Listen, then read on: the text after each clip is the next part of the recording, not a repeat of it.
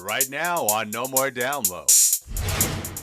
It's the Dinah Shore Weekend. The biggest lesbian event in the country. It's the biggest, the most popular, the largest lesbian party in the world. But why do some say it excludes women of color? After we wrote a little blurb about who we are and what we do, the restaurant canceled our contract. Is there discrimination at the Dinah? I'm Janora McDuffie.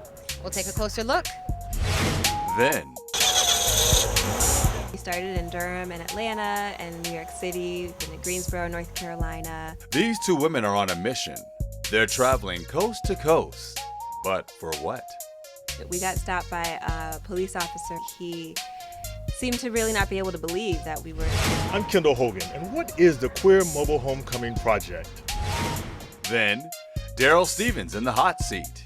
And he said, well, you know, you can't be a black actor and come out of the closet. It's suicide. His co-star Doug Spearman asking the tough questions. Aren't you tired of hearing that? The stars of Noah's Ark go one-on-one and answer the question, will the show ever return to television? And I can't even believe I'm doing this. what is our girl Janora up to now? But I'm doing it, and I'm doing it to save lives. It's all straight ahead on No More Down Low. How you doing? I'm Sharif Atkins, and you're watching NoMoreDownLow.TV.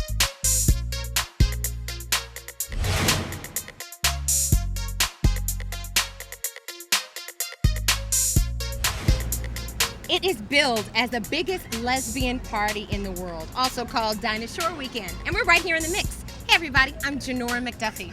I'm Kendall Hogan, trying not to get scorched here in the desert heat in beautiful Palm Springs, California. We got to find a pool soon. You read my mind, Kendall. Talking about it, all right? Well, in the meantime, we're here on the main drag called Palm Canyon Drive, where people from all over the world have come for this fun-filled party weekend. But on a serious note, some members of the African-American lesbian community don't feel so welcomed here at the Dinah.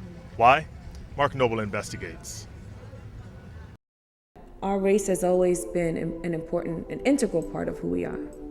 And I think at places like events like the Dinah Shore Weekend, sometimes ethnicity and race and other statuses get overlooked. It's a matter of color and pride as Dinah Shore Weekend jumped off in April. In the midst of the mostly white clientele enjoying various events, there are the lesbians of color who take the celebration and their cultures into their own hands. There hasn't been much of a place for women of color at the Dinah Shore Weekend in Palm Springs. But Chocolate and Wine Upscale Events hopes to bring more activities, more ways to celebrate who we are as Black and Latina and Asian women who are gay. Dinah Shore Weekend was named such after 1970s icon and entertainer Dinah Shore. How's this? That seems good.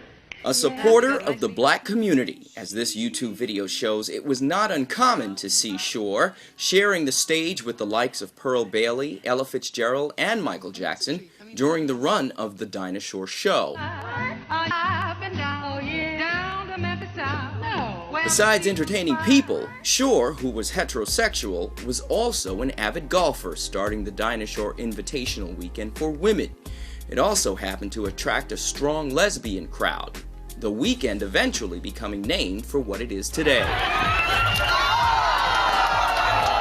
And while the clientele is mostly Caucasian, there is a presence, albeit small, of lesbians of color who try to carve out their own space, in some cases with difficulty. According to the chocolate and wine promoters, that was the case when they tried to secure space at the exclusive Spencer's Restaurant and Tennis Club. We paid our deposits, we signed our contracts. The staff at Spencer's said they were happy to have us. After we wrote a little blurb about who we are and what we do, we were notified through email that the contract was canceled. And it was very disappointing because so many women were looking forward to the event. We contacted Spencer's, who agreed to the miscommunication and have since worked with the promoters to make the situation right. But the damage had already been done. through a wisely thought-out social media blitz about perceived injustice and claims of discrimination. That effort proved effective. We had to speak for all the times that we're turned away at the door, and we never know exactly what it is. Is it our gender presentation? Is it our race? Is it how we spoke? Is it we laugh too loudly? Are we too dark? Is our hair not the right way? And we said we had to stand up for ourselves and for the women that we represent. And we had to be brave and do that. And I think in doing that, it helped the community.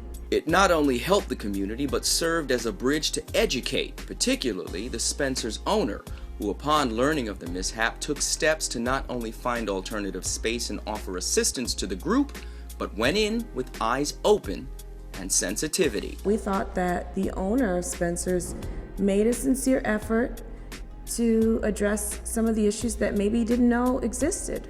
I don't think he really knew much about women of color, lesbians of color, before this experience. And I'd honestly say that he tried to remedy the situation. I'm just glad that they worked it out and they got it together where we can all come together as one. We have money to spend too, you know. We will show up, as you see. We will show up in numbers if you give us an avenue, an opportunity, something to be here for.